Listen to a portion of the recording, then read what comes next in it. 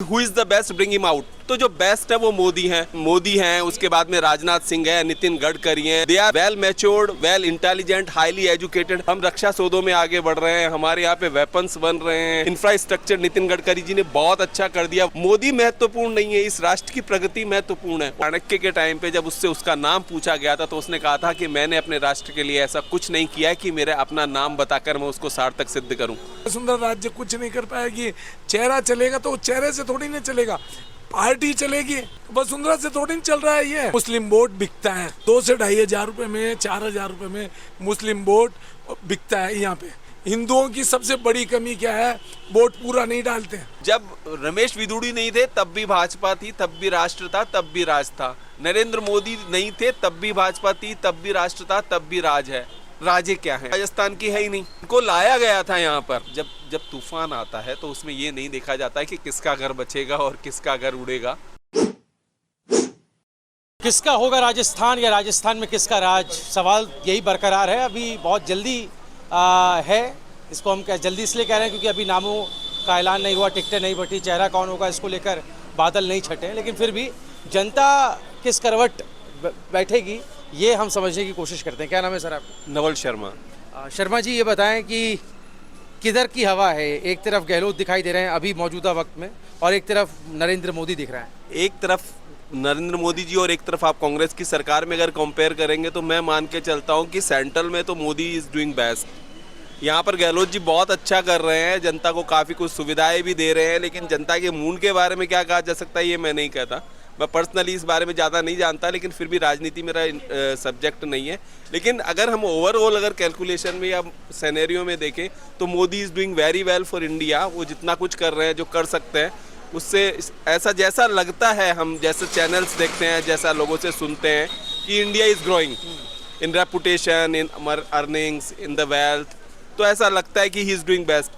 अब state government में हम सेटिस्फाइड हो भी सकते हैं, नहीं भी हो सकते हैं, लेकिन इस बारे में कुछ नहीं, क्योंकि पिछले 1 साल से यहाँ पे जितना बांटा जा रहा है, जितना लोगों के लिए स्कीम्स लाई जा रही है, अब वो रियलिटी में कितनी है और रियलिटी में कितने लोगों को उसका फ़ायदा मिलेगा, इसके बारे में तो कुछ भी नहीं कहा जा सकता। उसका टाइम तो जब वो उसका रियलाइजेशन होना, उसके धरातल पे आने के बाद पता चलेगा। कई ऐसे मुद्दे हैं जो गहलोत के खिलाफ जाते हैं। हम लोगों से बात कर रहे हैं, लोग ही ये बता रहे हैं कि जैसे पेपर लीक का एक बड़ा मुद्दा है जो हर बार सामने आता है। भ्रष्टाचार प्रशासन में बहुत ज़्यादा, ब्यूरोक्रेसी में बहुत बढ़ गया है। ब्यूरोक्रेसी में भ्रष्टाचार तो इतना ज़्यादा बढ़ गया है कि जो पट्टे फ्री देने की बातचीत थी, लोग 2-2 साल से चक्कर खा रहे हैं, उनको नहीं मिलते। वहाँ पे तो सब कुछ बायस्ड है। वहाँ पे तो उन्हीं का काम हो रहा है जो या तो किसी नेता के संबंध से जाते हैं या किसी ब्यूरोक्रेट के रिलेशन से। बाकी इंटरनल इतना करप्शन है कि इसको तो नकारा नहीं जा सकती कि गहलोत सरकार ने इसमें कुछ भी किया है। और रही बात पेपर लीक की, तो बट नेचुरल है कि आप जब बहुत सारे बच्चों के साथ में अच्छा नहीं होगा, उनकी मेहनत खराब हो जाएगी, तो अंदर खाते रोष तो होगा ही। तो इस मामले में तो जो यंग ब्रीड है, जो एग्जाम्स दे रही है, वो लोग उसके अपोज कर ही रहे हैं। अच्छा, मोदी अगर अपने चेहरे पे ये चुनाव लड़ते हैं तो आपको लगता है कि इससे बीजेपी को फ़ायदा होगा, बनस्पत इसके कि या राजे या किसी और चेहरे को पहले हो प्री पोल अनाउंस कर दें चेहरा? देखिए, हमेशा से शुरू से एक कॉन्सेप्ट रहा है कि who is the best, bring him out. तो जो बेस्ट है वो मोदी हैं, तो उसके बाद में दूसरे फेस की बात नहीं रह जाती। और फिर अगर ऐसे भी देखा जाए तो उनके पास में एक चैनल ऑफ लीडर्स हैं। मोदी हैं, उसके बाद में राजनाथ सिंह है, नितिन गडकरी हैं, they all are, Ashwini Vaishnaw है, they are well matured, well intelligent, highly educated. अब रही बात हम कांग्रेस की में, तो हमें लगता है लीडरशिप है, लेकिन लीडरशिप कहाँ है? अगर आप प्रॉपरली देखें तो लीडरशिप कहाँ है? वो कहते हैं गहलोत है तो फिर सचिन है, गहलोत है तो फिर सचिन है, लेकिन राजस्थान के परिप्रेक्ष्य में है। लेकिन सेंट्रल में उनके पास में कौन है? सेंट्रल में उसके पास में कौन है? अच्छा, मोदी आ जाते हैं तो सारे मुद्दे गौण हो जाते हैं, जो राज्य के अपने मसले हैं वो नीचे दब जाते हैं, ऐसा राज्य और राष्ट्र के मुद्दे मोदी के आने से गौण नहीं होते हैं। गौण होते हैं उन सारी की सारी कठिनाइयों को प्रॉपरली फेस करके और उनको हैंडल करके अपने राष्ट्र के लिए आगे सोचने से। और मैं मानता हूँ कि मोदी राज में ऐसा हुआ है, ये मेरी सोच है कि ऐसा हुआ है। हम रक्षा सौदों में आगे बढ़ रहे हैं, हमारे यहाँ पे वेपन्स बन रहे हैं, तो हम देखें इंफ्रास्ट्रक्चर नितिन गडकरी जी ने बहुत अच्छा कर दिया। वंदे भारत ट्रेन एक बहुत वंडर नहीं कहा जा सकता, क्योंकि I have been to Europe और मैंने वहाँ बहुत कुछ देखा है, बट वी आर ग्रोइंग, हम बढ़ रहे हैं। एक टाइम लगता है इंफ्रास्ट्रक्चर सेट करने में, एक फाउंडेशन देने में, उसके बाद बढ़ने में। अगर वो नहीं हो रहा था तो हमें लगता था कि कुछ नहीं हो रहा है, लेकिन उस लेवल पे अगर हम देखें तो काफ़ी कुछ हो रहा है। मोदी महत्वपूर्ण नहीं है, इस राष्ट्र की प्रगति महत्वपूर्ण है और फिलहाल वो हो रही है। आपकी बात पे सर हिला रहे हैं, ऐसा ही है क्या? यही है, मोदी सही काम कर रहे हैं? मोदी ये दे काम करा रहे थे, वो डालने रहे ना डालते थे, इतना कचरा भरा होता है, वही मानते ही नहीं। तो कचरा कौन साफ करेगा, मोदी या गहलोत? ये चगार ये जी है, चगार ये जी है, मानती नहीं। आप जाके तो वो कितना गड्ढे सड़क को गोते हुए बते हुए, वही मानते ही नहीं बहंगे लोग। सफाई का एक बड़ा मसला है, जैसा इन्होंने कहा ना कि ऐसा सफाई कूड़ा कचरा हम भी देख रहे हैं, काफी जगह पे गंदगी है। तो आप देखिए इस मामले में तो ना सोशल अवेयर हर आदमी को होना चाहिए। हमारे यहाँ पे इंडिया के अंदर मोस्टली क्लींजिंग नहीं है, रिमूविंग है। हमारे घर में डस्ट होती है, हम उसको बाहर डाल देते हैं। तो जब तक हमारे में खुद अवेयरनेस नहीं आएगी तो हम सफाई की बात कैसे कर सकते हैं? मोदी ने इसको लेकर स्वच्छ भारत मिशन चलाया और वो बहुत बढ़िया चला था, लेकिन वो चला कितना, हम उसको कितना आत्मसात कर पाए? सबसे बड़ी बात है कि हम कितना आत्मसात कर पाए, वो हम कर नहीं पाए। तो इसके बारे में हम कुछ ज़्यादा नहीं कह सकते हैं। अच्छा, सेंट्रल की जो योजनाएं हैं मोदी केंद्र सरकार की, वो कितना धरातल पे यहाँ राजस्थान में आप उसका कितना उपयोग कर पा रहे हैं? देखिए जब आपकी सेंट्रल गवर्नमेंट की पॉलिसीज होती है, उसके साथ में अगर स्टेट गवर्नमेंट भी वैसी ही हो तो एक उनमें कोलैबोरेशन रहता है। अब करता अगर सेंटर है और स्टेट कह रही है कि नहीं जी हम कर रहे हैं ये, तो इसको हम इतना ज़्यादा डिफाइन नहीं कर सकते, क्योंकि एक पर्दे में चलता है। जैसे पहले हमारे यहाँ पे एक अन्नपूर्णा के नाम से खाने की फैसिलिटी थी, वो वसुंधरा राज्य सरकार में टाइमली चल रही थी, अब उसको इंदिरा गांधी कर दिया गया। तो सिस्टम तो पहले से चल रहा था ना। लेकिन मैं ये मानता हूँ कि चलो एक अच्छी स्कीम को भले नाम बदल के वो चला रहे हैं तो ठीक है, इससे लोग at least they are having the proper things. Scheme से मुझे याद आया सर, आपकी तबीयत थोड़ी नासाज है लेकिन फिर डिस्टर्ब करूंगा। नहीं मेरे तो थ्रोट में थोड़ी प्रॉब्लम है। स्कीम से मुझे याद आया कि मैं यहाँ देख रहा था, हालांकि मैं राजस्थान का नहीं हूँ, लेकिन जितना मैंने स्टडी किया उसके हिसाब से 5 साल जो सरकार रहती है, उसके बाद जब सत्ता परिवर्तन होता है, जो अगली सरकार आती है, वो पिछली 5 साल जो काम हुए हैं उसको रोक देती है या उस पर अमल आगे काम जारी नहीं रखती है। तो आपको लगता है ये गलत परिपाटी है राजस्थान? मैंने पहले कहा कि मोदी महत्वपूर्ण नहीं है, राष्ट्र महत्वपूर्ण है। वो हर आदमी जो राष्ट्र की और राज्य की प्रगति के लिए काम कर रहा है वो महत्वपूर्ण है। स्कीम्स किसी की भी हो कोई फर्क नहीं पड़ता, लेकिन अच्छी योजनाएं चालू रहनी चाहिए, जारी रहनी चाहिए, क्योंकि राष्ट्र से और राज्य से बढ़ के कुछ नहीं है। व्यक्ति महत्वपूर्ण नहीं है। अगर आपको पता हो तो चाणक्य के टाइम पे जब उससे उसका नाम पूछा गया था तो उसने कहा था कि मैंने अपने राष्ट्र के लिए ऐसा कुछ नहीं किया है कि मेरे अपना नाम बताकर मैं उसको सार्थक सिद्ध करूं। तो यही शब्द है। कोई भी व्यक्ति हो लेकिन वो आगे कितना ले जाता है, किसी की भी स्कीम हो, किसी की भी पॉलिसी हो, लेकिन अगर वो जनता के हित में है तो जारी रहनी चाहिए। आपने चाणक्य की बात की है अंकल जी, यहाँ पे चाणक्य का जिक्र होता है तो बीजेपी अमित शाह को फ्रेम करती है। अमित शाह एक चाणक्य के तौर पर अभी आए थे 2 दिन पहले, यहाँ जयपुर में मंथन हुआ था, बड़ा संघर्ष चल रहा है, रात भर बैठक हो रही है, नाम फाइनल नहीं हो पा रहा है। तो लग रहा है ये बीजेपी के लिए सेटबैक हो सकता है अगर नाम आगे नहीं आया तो। कुछ नहीं साहब, हर सीट पे हर आदमी चाहता है कि मैं मेरा नाम लूं। तो एक सीट पे अगर 100 आदमी हो जाएंगे तो आप घर के 5 मेंबरों को ही सेट करना बारी है। तो ये तो इतना बड़ा लेवल का काम है कि 100 आदमियों को, और 100 भी वो ऐसे बुद्धिजीवी कि सब इंटरनेशनल है, घर के 5 बच्चों को कंट्रोल नहीं कर पा रहे हैं, तो उसको 100 जनों को कंट्रोल करना कोई मजाक का काम थोड़ी ना। तो उनको वो एक चाणक्य कुछ भी कहो आप उनको, लेकिन वो इतने बड़े लेवल पे उसको सेट कर देते हैं। लेकिन राज्य से पंगा लेना आपको लगता है आत्मघाती हो सकता है? अगर राज्य बिदक गई या फिर भागी हो गई तो फिर उनके साथ तो उनके समर्थकों की फौज है, ऐसा हम सुनते हैं। ऐसा कुछ नहीं है, पार्टी सर्वोपरि है, मेंबर से कुछ नहीं होगा, राज्य कुछ नहीं करेगी, वसुंधरा राज्य कुछ नहीं कर पाएगी। चेहरा चलेगा तो चेहरे से थोड़ी नहीं चलेगा, पार्टी चलेगी, चेहरे से थोड़ी ना होता है। पहले आगे ये क्या नाम है, मोदी जी आगे तो पहले अटल बिहारी वाजपेयी चलता था बस खाली, उसकी सुनने के लिए, स्पीच सुनने के लिए 10-10 घंटे आदमी भीड़ में खड़ा रहता था, भीड़ के अंदर है। तो वो था, वो जमाना गया। तो वसुंधरा से थोड़ी नहीं चल रहा है ये। नहीं, अगर वसुंधरा राजे को हम हटा देते हैं जैसा कि अभी हटा रखा है, तो कोई और तो हमें चेहरा लोकल दिखता ही नहीं है, राजस्थान का अपना चेहरा जिसको बीजेपी प्रमोट करे।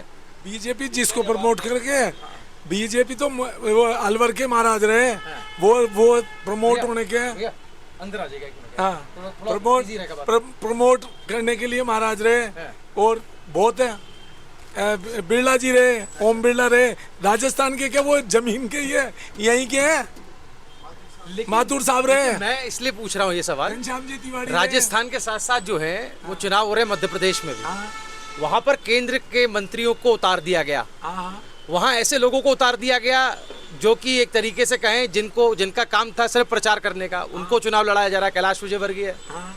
तो उनके चेहरे पे हताशा भी दिख रही है, वो चाह रहे हैं कि हमारी महत्वाकांक्षा ऊपर की थी, हमें नीचे धकेल दिया गया। तो आपको लगता है कि ये जो एक्सपेरिमेंट कर रही है बीजेपी, वापस सेंट्रल में ले लेंगे उनको। उनको जो सीट इजी होती है साहब, उस सीट पे लड़ाया जाता है। आज से नहीं, उस जमाने से परिपाटी चल रही है। अब जैसे जयपुर में किशनपुर विधानसभा सीट है, वो एक सुरक्षित सीट मानी जाती है बीजेपी की। वो मोहनदास जी से जो हारी गई, मोहनलाल गुप्ता से जो हारी गई सीट, वो केवल मुस्लिम वोटरों पे नोट ज़्यादा नहीं खर्च करने के, क्योंकि मुस्लिम वोट बिकता है। यहाँ पे 2 से 2.5 हज़ार रुपये में, 4 हज़ार रुपये में मुस्लिम वोट बिकता है यहाँ पे। यहाँ की आज से नहीं, उस जमाने से परिपाटी है। तो वो वोट बिकता है, तो उसमें जितना धन खर्च करोगे आप होगा। अच्छा, कुछ जैसे हिंदू वोट है, हिंदुओं की सबसे बड़ी कमी क्या है, वोट पूरा नहीं डालते हैं। अगर हिंदू पूरा 100% वोट डाल दे मुसलमानों की तरह, तो हिंदुस्तान में नहीं, विश्व में कोई पार्टी दूसरी आएगी नहीं। तो इसीलिए रमेश बिदुडू को बीजेपी ने यहाँ भेज दिया, हाँ। हिंदू वोट लेने के लिए। हिंदू वोट कोई ही अगर हिंदू वोट संगठित होकर पूरा डाले ना, 100% छोड़ के 90% भी डल जाए, तो बीजेपी को क्या, किसी गवर्नमेंट को आने से कोई नहीं रोक सकता। नहीं सर, रमेश बिदुड़ी को भेजा गया है, आपको पता है रमेश बिदुड़ी कौन है? सांसद थे हमारे यहाँ से, और अभी सेंट्रल में उनके लेके बड़ा स्कैंडल भी खड़ा किया है उन्होंने, वो जो उन्होंने अपशब्द बोल दिए। हाँ। वो हम नीतिगत अगर उनको यहाँ भेजा है तो ये रिवॉर्ड क्यों दे रही है बीजेपी? उस पर कार्रवाई करनी चाहिए, अब रिवॉर्ड दे रहा है। हम इसको रिवॉर्ड जैसी बात नहीं कह सकते। जब राजनीति कर रहे होते हैं तो आप इसमें सबसे महत्वपूर्ण होता है कि एक युद्ध में क्या जरूरी होता है। एक युद्ध में जरूरी होती है उसकी जीत। तो उसमें जिसको जितने तरीके के हथियार मिलते हैं, जितने तरीके के दाव आते हैं, जितने तरीके के वेपन्स वो यूज़ करते हैं, वो करते हैं। तो उनको एक साइडली मैं मानता हूँ कि उनके हिसाब से एक ये भी सही है कि रमेश बिदुड़ी जाएंगे तो कुछ पोलराइजेशन हो जाएगा। पर मैं आपको बता देता हूँ कि जब रमेश बिदुड़ी नहीं थे तब भी भाजपा थी, तब भी राष्ट्र था, तब भी राज था। नरेंद्र मोदी नहीं थे तब भी भाजपा थी, तब भी राष्ट्र था, तब भी राज है। ऐसा नहीं है, व्यक्ति हमेशा गौण होता है, नीतियां महत्वपूर्ण होती हैं। और अगर ये नीतियां कार्य कर रही तो उसके लिए किसी भी व्यक्ति को किसी भी तरीके से, कभी कभी क्या होता है कि सही चलते चलते भी आपके दाव उल्टे पड़ जाते हैं, क्योंकि सामने लोक लुभावन योजनाओं और लालच के बिहाव पे लोग और जीतने की कोशिश कर रहे होते हैं। तो फिर आपको कहीं ना कहीं उसी दाव को खेल के उनके साथ में खेलना होता है। तो ये कुश्ती है, इसमें हम ये नहीं कह सकते कि आप ये दाव नहीं लगाएंगे और ये लगा सकते हैं। वहाँ पर अगर आप कुश्ती लड़ रहे हैं तो आपको हर वो दाव जिससे आपको जीत मिल सकती है वो लगाना होगा, और वही वो राजनीतिज्ञ कर रहे हैं। अच्छा, राजे से पंगा लेना आपको लगता है बीजेपी के लिए भारी पड़ेगा, या उनको जो साइडलाइन करने की कोशिश हो रही है वो सही है उनका कद देखते हुए? राजे क्या हैं पहले तो ये देखा जाए। राजे को अगर हम बेसिकली देखें तो वो राजस्थान की है ही नहीं, वो तो मध्य प्रदेश की हैं। उनको लाया गया था यहाँ पर, और यहाँ राजस्थान की जनता ने उनको वेलकम भी किया, बहुत कुछ सम्मान भी दिया। तो अब उनको लगता है कि उनसे योग्य आगे लाइन में लोग बैठे तो उनको साइड लाइन हो जाना चाहिए, उनको साइड लाइन हो जाए। कहीं ना कहीं जाकर किसी न किसी आदमी में आत्मसंतुष्टि की भावना तो होनी चाहिए। मैं ये हमारे माननीय प्रधानमंत्री जी के लिए भी कह सकता हूँ, और शायद वो दिन भी आएगा। आप हमेशा लड़ नहीं सकते, हर चीज़ की एक सीमाएं होती है, एक क्षमताएं होती है। तो एक जगह जब आपको लगे कि आप अब इस चीज़ पर पहुँच चुके हैं कि अब आपको इस जगह का भीष्म पितामह बन जाना चाहिए, तो आपको स्वयं साइड लाइन हो जाना चाहिए। अच्छा, हिंदू मुस्लिम क्या फैक्टर है? जैसे अंकल जी बता रहे हैं ये बहुत ज़्यादा बड़े लेवल पे हो जाता है और पैसा तक फेंका जाता है। पैसा तक फेंका जाता है। हिंदू मुस्लिम वोट फैक्टर है यहाँ पर, लेकिन मुस्लिम वोट मोस्टली पोलराइज हो जाते हैं। उनको जहाँ देना, हिंदू वोट पोलराइज नहीं होते। देखो क्या होता है, शिक्षा और अशिक्षा बहुत प्रभाव डालती है। जो पढ़ा लिखा होता है वो कैलकुलेट करता है, जजमेंट करता है, उसके बाद में पोल देने जाता है, वोटिंग देना चाहता है। फिर हमारे यहाँ वोटिंग परसेंटेज इतना नहीं है। मुस्लिम वोट्स में जो पोलराइज होता है, जो ध्रुवीकरण होता है, वो इसलिए होता है क्यों उनमें एक तरह से खाप पंचायत की जो बड़ों ने कह दिया वो करना है, भले वो सही है गलत है वो करना है, और उनको ये लगता है कि ये उनका एकमात्र हथियार है जिससे वो जीत सकते हैं। लेकिन वो एक पोलराइज होकर एक लीडरशिप के पीछे चले जाते हैं।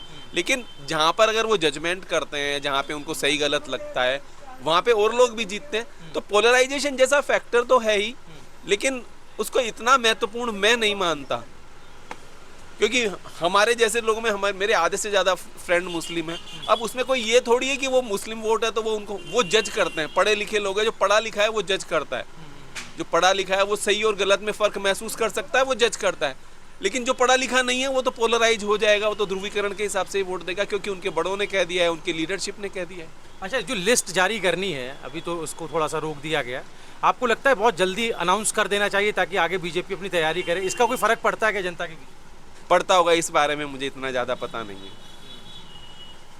पड़ता होगा, इससे वो राजनीति वाले जाले, हम लोग राजनीति वाले तो हैं नहीं, छोटे मोटे व्यापारी है, तो बस उसी हिसाब से अपना कैलकुलेट। व्यापारियों के लिए कैसा नोटबंदी, जीएसटी और इसको लेकर के बहुत सवाल उठे बीजेपी सरकार पर, मोदी के फैसलों? परिवर्तन आता है, जब तूफान आता है तो उसमें ये नहीं देखा जाता है कि किसका घर बचेगा और किसका घर उड़ेगा।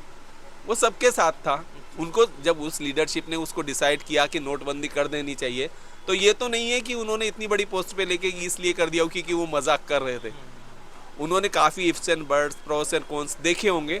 वो कितनी सक्सेस हुई, कितनी सक्सेस नहीं हुई, ये अलग बात है। लेकिन उन्होंने ऐसा तो नहीं है कि बिना सोचे समझे ही कर दिया होगा। और रही बात दूसरी जीएसटी की, तो जीएसटी में अब जब भी कोई नई चीज़ आती है तो उसका विरोध होता है, उसको एक्सेप्ट करने में टाइम लगता है। तो वो हो गया है, अब सब नॉर्मल है, अब किसी को शिकायत नहीं है। चलिए, आखिरी सवाल वही, मोदी वर्सेस गहलोत, अगर ये परिदृश्य बनता है तो किसे आप जाएंगे, किसके साथ जाएंगे? दोनों में कोई कंपैरिजन नहीं है, एक प्रधानमंत्री और एक मुख्यमंत्री। फिर भी चुनना अगर पड़े आपको, तो मैं मोदी के साथ जाऊंगा। अगर गहलोत जीत जाते हैं सपोज, तो आपको लगता है कि केंद्र में एक ऐसा कद कांग्रेस को मिल जाएगा जिसका आप शुरू में कह रहे थे अभाव है, तो गहलोत खिलाफ लड़ पाएंगे मोदी के? गहलोत अपने आप को उसका कैलिबर का खुद नहीं मानते, वरना जब इनको राष्ट्रीय राजनेता के लिए बुलाया गया था तो इन्होंने उसको छोड़कर मल्लिकार्जुन खड़गे को बढ़ा दिया था। तो वो उस कैलिबर का तो खुद ही नहीं मानते, तो हम उसके बारे में क्या विचार?